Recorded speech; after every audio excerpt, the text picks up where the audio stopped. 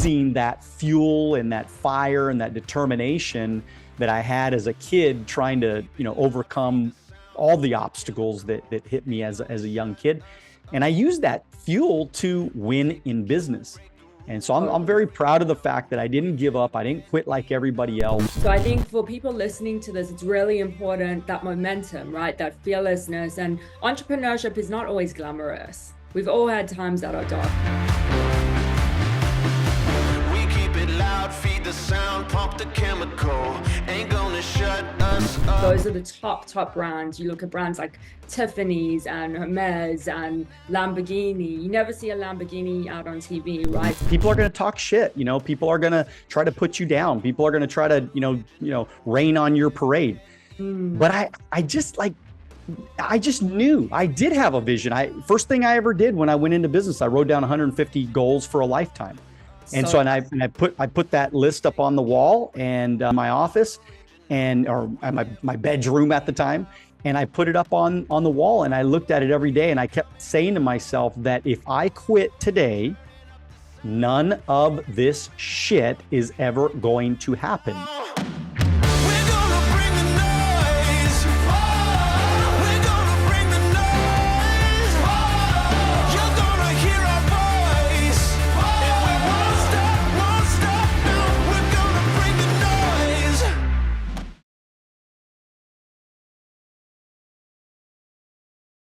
Hi guys, welcome to the $1 Million Branders podcast. Today we've got an amazing guest all the way from Los Angeles, California. We actually just did a podcast, me and him, about a week ago. It was so awesome, filled with synergy, the same mindfulness, the same thoughts. He's written a book called Wealth on the Beach. We have Daniel Alonso. Daniel, welcome to the podcast. It's so great to see you today and have you on. What's going on, Justine? Excited to be here, man. We killed it last week. You killed it last week. Guys, for those of you who don't follow Daniel, go check out his social media, especially the Instagram. Love your mindset, Daniel. And just a bit of background about Daniel from those of you who don't know him, but you should. So he's a coach, he's an entrepreneur, media personality, podcaster, and author of Wealth on the Beach. Just finished reading it, Daniel. Such a great book, 11 Universal Laws to Building Financial Freedom. And I'm not going to spoil your story because I want you to speak about it yourself. Tell us a little bit about your humble beginnings. I promise you that my story is not as good as it sounds. It wasn't as pretty as it sounds. There's a lot of rejection, a lot of work that goes into creating anything. I mean, anybody that's done anything, they know what I'm talking about. But I think at a young age, I mean, I was, I had a couple of divorced parents, and my mom was a single mom raising me and my brother, and she ended up getting remarried. I have an amazing stepfather. My biological dad, in those early years was a little bit rougher. Today we have a great relationship, but I think that I was like one of those bad boys. I was a bad kid. I got in a lot of trouble. I was always going to see the principal. And, probably smoking the wrong things and drinking the wrong things and hanging out with the wrong people. And I just, but there was something inside of me that I always wanted to be somebody. I always wanted to make a difference. I mean, I think that people that really want to make a difference and do something great, there's something inside of them. Absolutely. that there's a goodness inside of them. So even though I was a bad kid, I always knew the line, right? I never went to jail or anything like that. I never, hurt anybody, although I did get in my share of fights, but they were always because I was defending myself. I was one of those kids where, there was some other bully kids that they wanted to fight me. My grandfather was a boxer. My father was a boxer. So, after school, they would teach me how to fight. And so no one mess with you right now. Well, yeah. I mean, when I was younger, I haven't gotten a fight in probably, 28 years or something like that, maybe even 30 years now. But I was always one of those people that I just would not back down from a fight. And I owe that thinking to the rest of my life, because any challenge that has come my way, I've always been able to overcome those challenges based on my mental toughness, based on my willingness to to fight through anything that I needed to fight through. So that was kind of a, I mean, I was going to college. I never was a good student. So I, was never the smartest kid. I think maybe I was, I always had a good work ethic, but I wasn't the maybe I was never going to be a professional baseball player, but I think I probably would have went higher level. Hurt my knee in college, got out of college. Buddy of mine called me up, and he was one of my best friends growing up. And he's like, "Hey man, we're going to go get licensed in financial services. We got our insurance licenses, or our investment licenses, annuity licenses, brokers licenses, all this stuff." And next thing you know, I start using that fuel and that fire and that determination that I had as a kid, trying to, overcome all the obstacles that hit me as a young kid. And I use that fuel to win in business.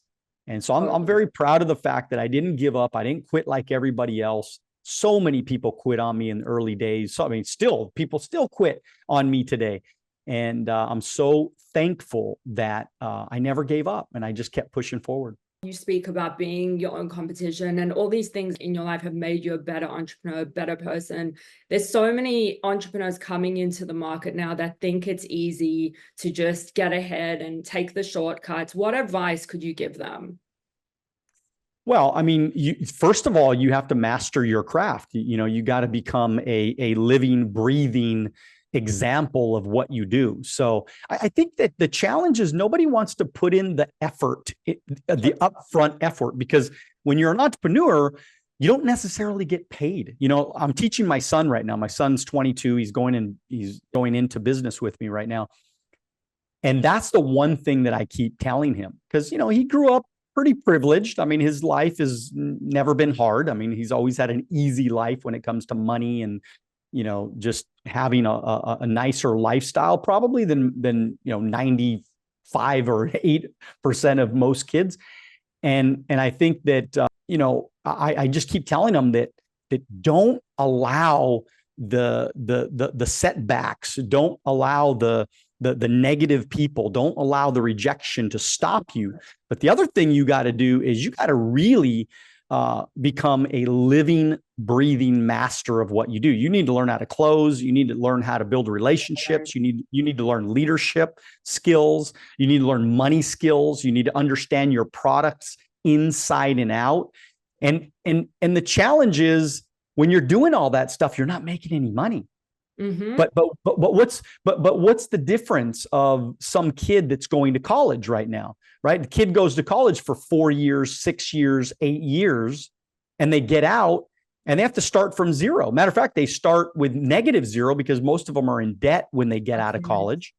So somebody like me, I remember telling myself early on, I said, if I don't make any money in the next 4 years, like I literally was willing to work for free for my first 4 years, because I knew that I'd be in the same boat as all my friends if I made no money.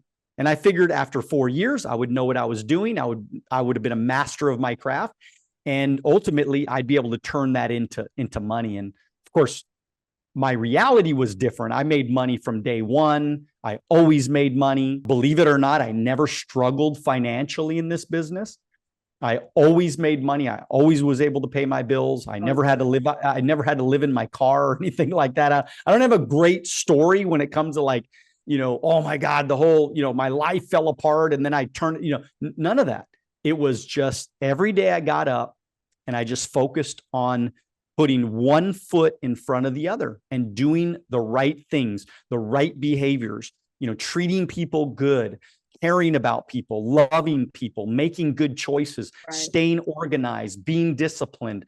Those were my habits, and that made all the difference. And it kind of alludes to Kobe Bryant, right? Because he was always the first one at the game. They didn't want him even in the basketball team. So you look at people like that, you've got that same mentality, that tenacity, that drive to keep showing people what's possible and showing yourself what's possible, because every level is going to demand a different level of you. What you did was you showed consistency, and it's like going to the gym, right? You don't build muscle quickly. It takes time. And I think that's such testament to what you've built in terms of your legacy and what you're doing in your business and your life. So thank you for showing people what's possible. But hey guys, so if you are enjoying this episode, if you have gotten value from this episode and it has changed your life by teaching you things, I'm going to ask you a huge favor.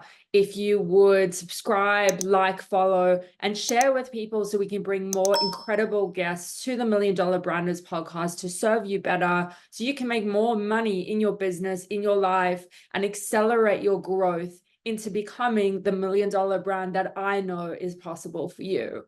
Thank you, and my greatest appreciation to you. You speak about vision and that wealth is just a higher purpose when, you know, money will just come. How important is vision in a business? You know, the vision that you have for yourself, because I know you let a lot of friends go. You lost your best friend. I read that in your book. And how important is vision and knowing what you're actually capable of, because some people don't see themselves how they meant to be. You see yourself the brand you could be, the person you could be, the legacy you could be. And then, as you said, one foot in front of the other, striving towards that.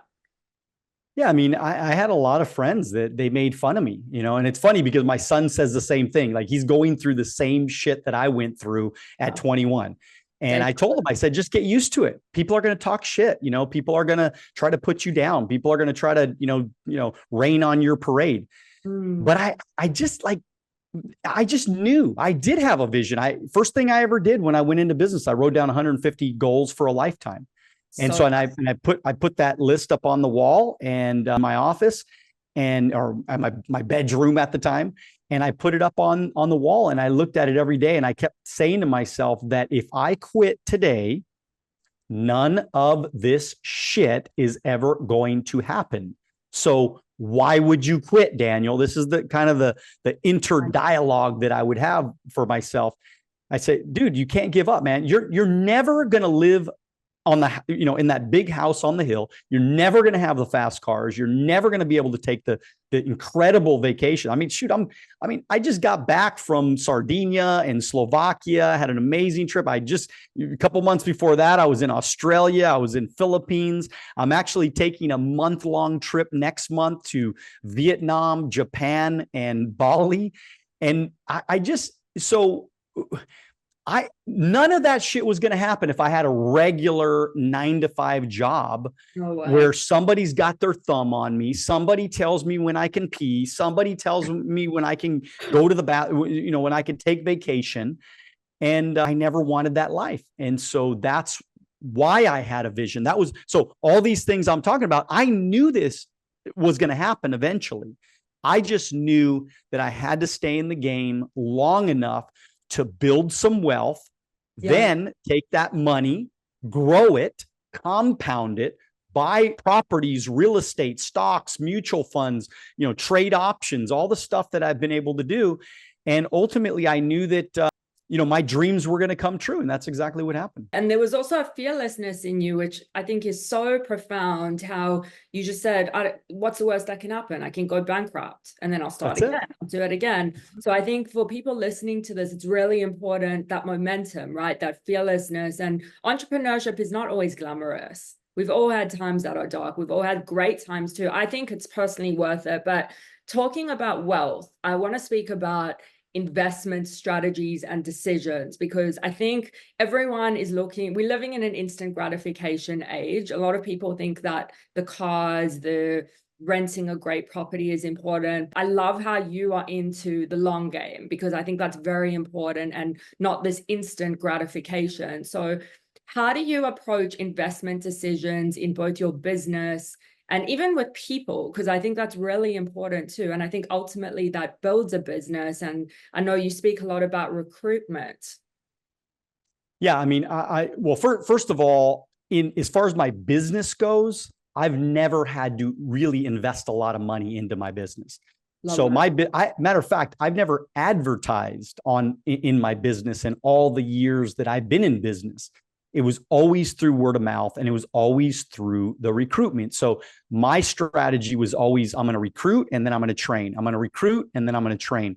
And training those people in their warm markets is why I never had to be, I never had to cold call, never had to go door to door, never had to spend a lot of money on advertising. So number one, my business, as far as an actual strategy for a business, to me was genius, because I didn't have to give up a lot of money. So most of the, just about everything that I made was profit for me.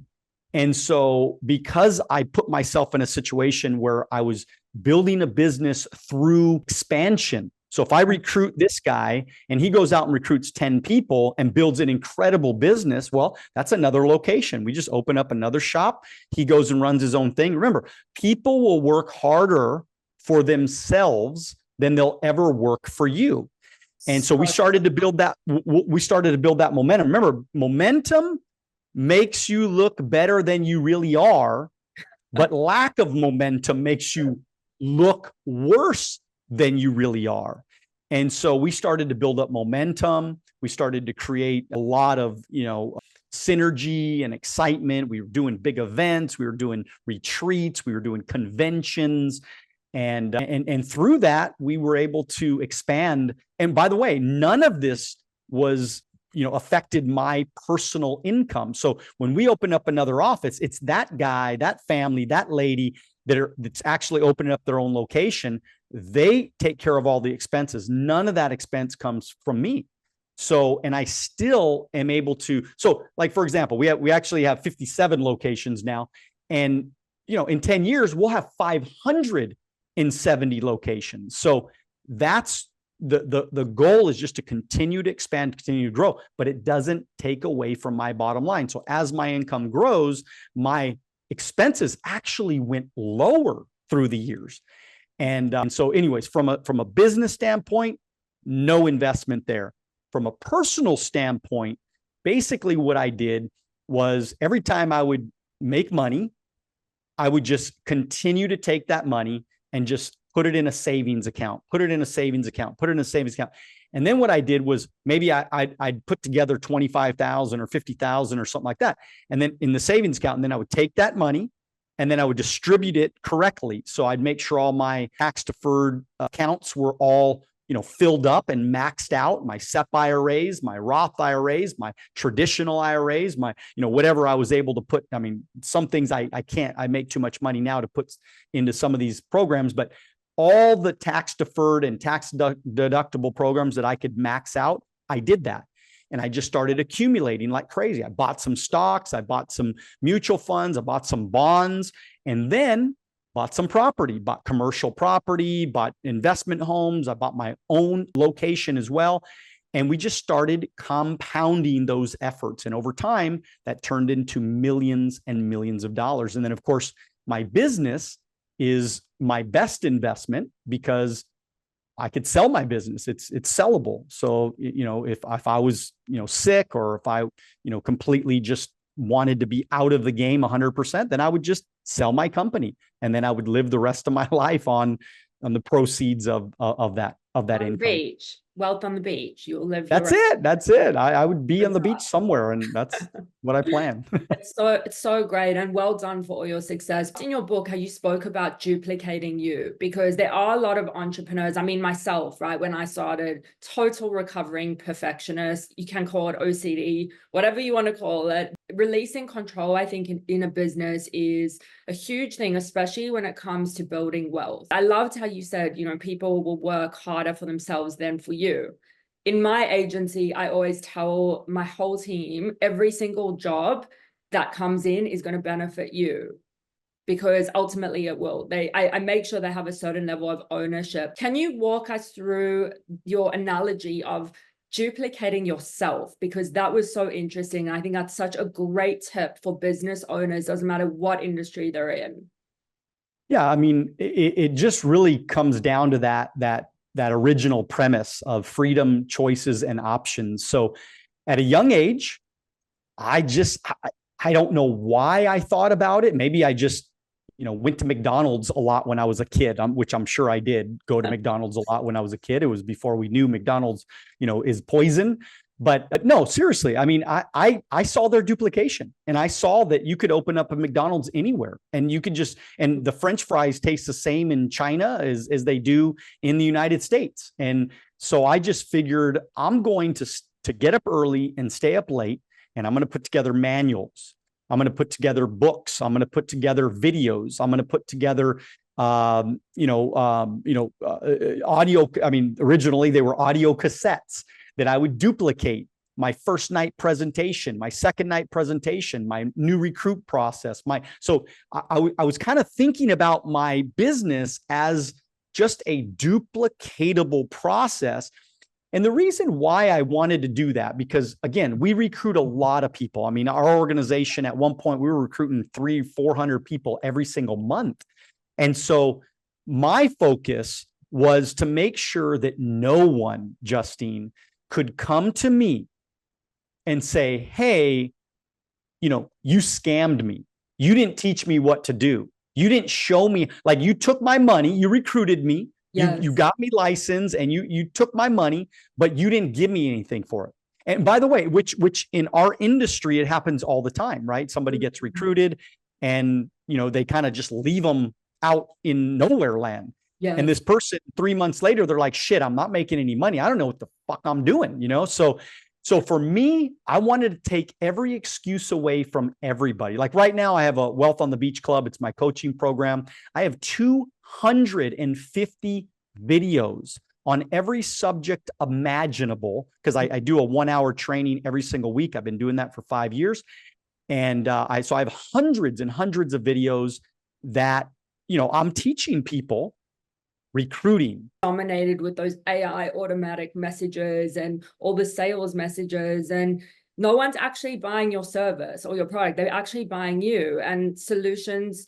They're buying solutions to their problems, transformations that change their lives, connections that feel real, experiences they remember, impact they see, influence they trust, knowledge that empowers, and results that speak for themselves. So it's about solving, I think, what you're doing through your brand. And I want people to really look at it, because you are solving things, you're creating value. And that's why you've got a ton of followers on Instagram, but I bet you started with 0, just like everyone else.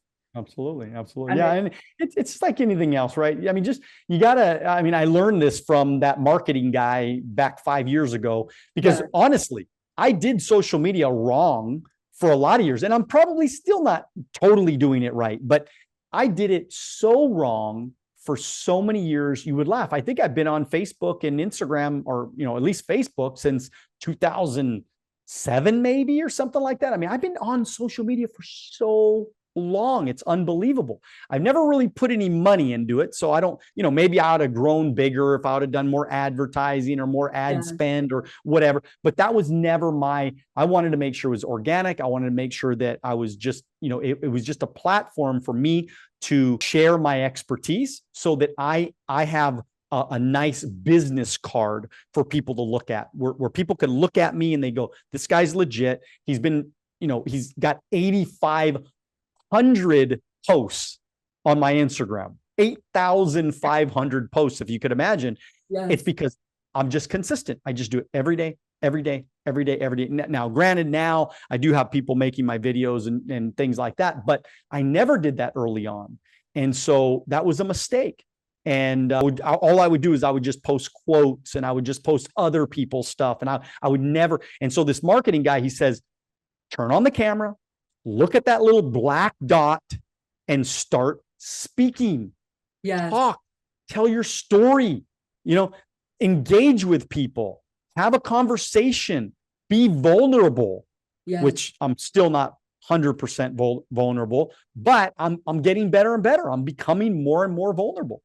And that's a huge thing to overcome. I mean, I'm going through that myself. And then the other thing is just posting continuously. It's almost like your life tenacity and the longevity has spilled into social media, because it is hard to be consistent. Congratulations for that. And I believe building a brand is about knowing your worth. And when you talk about, Wealth on the Beach and your book, I really want your perspective on this. How important is branding in business, and what is $1 million brand to you?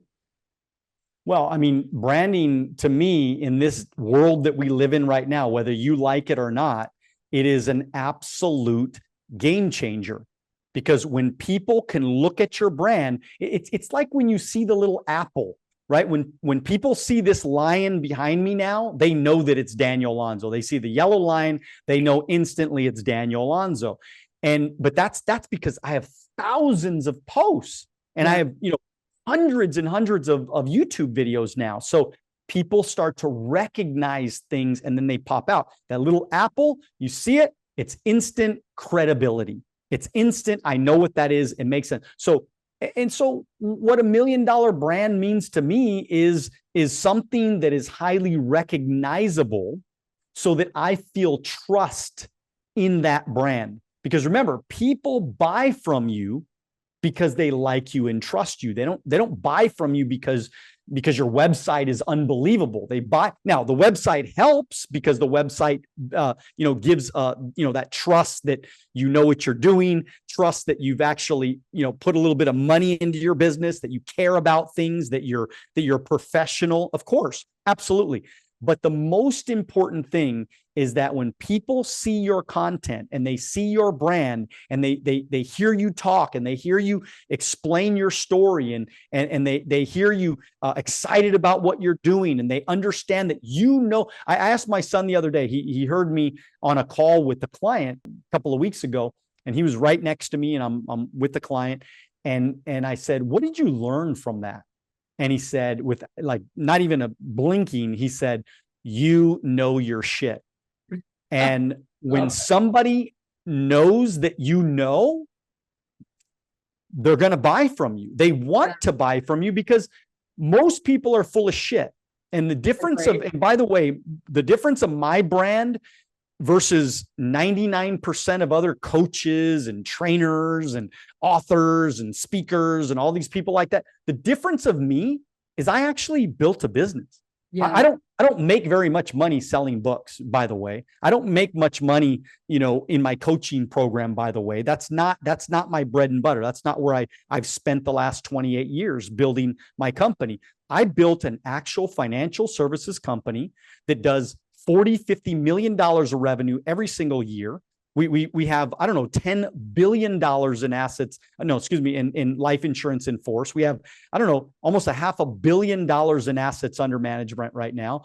We have hundreds and hundreds of investment licensed agents. We have, over 1,500 licensed insurance representatives. They're all independent contractors. They all work on their own. I don't have any overhead on any of that business. So think about, from a business standpoint, how smart is that? Think about it. So somebody says, "All right, Daniel, how much money you make?" Okay. So I tell them how much money I make, and I go, keep just about most of that. That is freedom, choices, and options. Okay. That's actually knowing what you're doing, understanding taxes, understanding financial organization, making sure that you're not buying stupid shit, investing properly into your business. In the early years, I bought a building. In the early years, I bought nice chairs and big screen TVs and big, projection systems and all the different things to try to, I put so much effort and money into making sure that when somebody walked into my location, the place that I originally built the business, when they walked in, it was the most amazing, example of winning, of success, of champions. I had all my $100,000 earners up, all their pictures all on the top of the, on the walls. And, I had timelines of all through the years, what we did, when we did it, how we did it. It was like almost like a museum of success. And people walked in, and that's why I was able to build a brand that has lasted, and stood the test of time. And that is so important, because you're basically speaking about providing an experience. And I think a great brand, any brand, doesn't matter what it is, it will attract people to you. It's not about shouting it from the rooftops. Those are the top brands. You look at brands like Tiffany's and Hermes and Lamborghini. You never see a Lamborghini out on TV, right? So that is absolutely commendable. And thank you so much. Well, Daniel, it was such an honor to have you on the podcast. I can't wait to see what you do next. How do people find you? Where do they find your book? I just read it. It was amazing. So number one, you can get my book on Amazon. It's called Wealth on the Beach, Daniel Alonso. That's Z-O at the end. And then Instagram at Daniel Alonso. And those are kind of the two main, things that I want people to know about. Because I think once you got the book, you got the fundamentals, man. It's not a hard book to read, but man, it's just packed with fundamentals, really simple ideas that almost like reminders that you got to make sure that you continually do as a entrepreneur. And that's really who I'm talking to. And of course, I have a YouTube channel. Check out Daniel Alonso YouTube channel. And my website is wealthonthebeach.com. And so you could check that out as well. Amazing. And thank you so much for all the light that you're bringing to the world.